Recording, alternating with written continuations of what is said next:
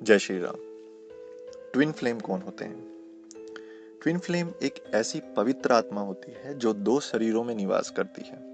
मतलब वो शरीर तो दो होते हैं लेकिन उनकी आत्मा एक होती है। जन्म से पूर्व ये आत्मा पूर्ण आत्मा कहलाती है, लेकिन जब जन्म होता है, जन्म के समय में ये आत्मा स्प्लिट हो जाती है, यानी कि उनका विभाजन हो जाता है, टुकड़ों में बट जाती है। उनका ये वियोग बहुत ही दर्द भरा और असहनीय होता है। ये जब दो टुकड़े अपने अपने कर्म के हिसाब से आगे जन्म लेते हैं। अभी तक लोग क्या सोचते हैं कि एक टुकड़ा आदमी का और दूसरा टुकड़ा औरत का होता है। ऐसा जरूरी नहीं है। दोनों आदमी भी हो सकते हैं और दोनों औरत भी हो सकती है। ये भी जरूरी नहीं कि वो पति पत्नी हो, ये भी जरूरी नहीं वो गर्लफ्रेंड बॉयफ्रेंड हो। वो एक गुरु और उसका शिष्य भी हो सकता है, वो माँ और बेटा भी हो सकता है, वो पिता और पुत्री भी हो सकता है। जिससे भी ज्यादा जुड़ाव आप महसूस करते हैं वही आपका सोलमेट कनेक्शन होता है। तो जब ये आत्मा विभाजित होती हैं तो अपने कर्मों के हिसाब से अलग अलग कहीं स्थान पर जन्म लेती हैं और अपने अपने तत्व में या अपने अपने लिंग में फिर वो जन्म लेते हैं। अपने कर्मों के अनुसार ही वे अपने नए शरीरों का चुनाव करते हैं।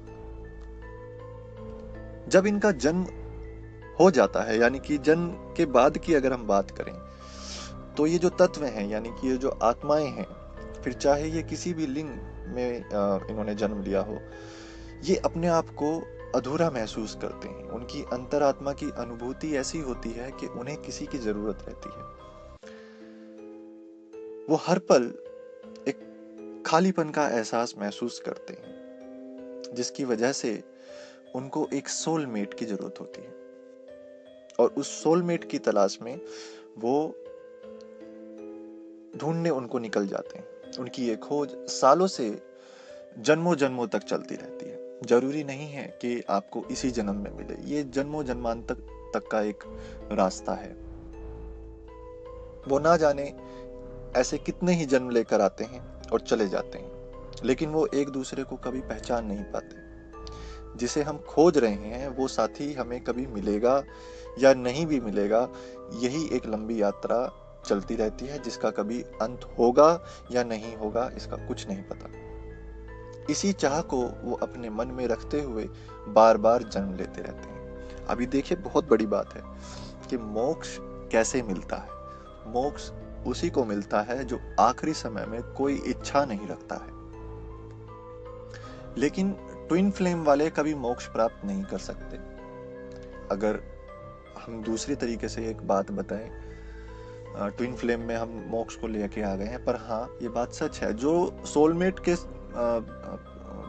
ढूंढ रहे हैं, सोलमेट को, जो ट्विन फ्लेम कनेक्शन जिनको चाहिए जीवन में, वो फिर कभी मोक्ष नहीं पा सकते, क्योंकि जब तक हम एक इच्छा इस पृथ्वी पर छोड़कर जाते हैं, पृथ्वी वापस मृत्यु के बाद उस आत्मा को खींच लेती है, तो दोबारा से जन्म होता है।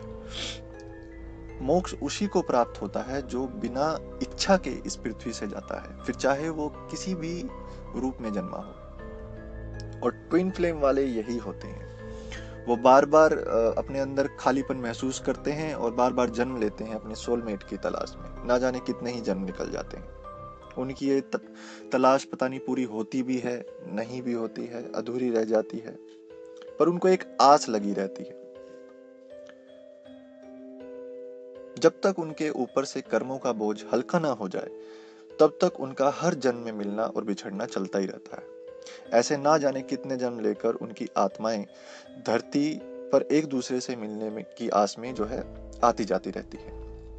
लेकिन वो जो घड़ी है तब तक उनके नसीब में नहीं आती जब तक उनके ऊपर ईश्वर की कोई कृपा ना हो जाए। अपने कर्मों के बोझ से जब ये दोनों आत्माएं मुक्त होती हैं, तो आखिरकार उनके ऊपर ईश्वर की कृपा हो ही जाती है और किसी एक जन्म में उनको एक दूसरे के सामने लाया जाता है।